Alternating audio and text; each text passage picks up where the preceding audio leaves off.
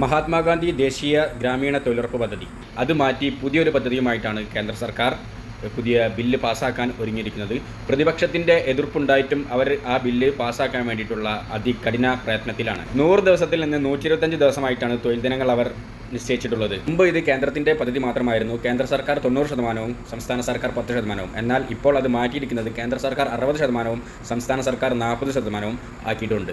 പക്ഷേ സാമ്പത്തിക പ്രതിസന്ധി നേരിടുന്ന സംസ്ഥാനങ്ങളിൽ ഇത് എങ്ങനെ നടന്നു പോകും എന്നാണ് ആകെ വിലയിരുത്തപ്പെടേണ്ടത്. പിന്നെ പ്രധാനമായും ഉള്ളത് ഇത് കേന്ദ്രം നിർദ്ദേശിക്കുന്ന പഞ്ചായത്തുകളിൽ അല്ലെങ്കിൽ ഗ്രാമങ്ങളിൽ ആണ് ഈ തൊഴിലുറപ്പ് പദ്ധതി നടപ്പാവുക. അങ്ങനെയാണെങ്കിൽ ഒരുപാട് ഗ്രാമങ്ങൾ ഈ പദ്ധതിയിൽ നിന്ന് പുറത്തു പോകുന്നതാണ്.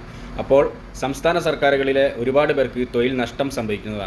സത്യം പറഞ്ഞാൽ കേരള സർക്കാർ നമുക്ക് ഒരു ജോലി വാഗ്ദാനമല്ലാതെ ഒരു ജോലിയും തന്നിട്ടില്ല എന്നതാണ് വാസ്തവം.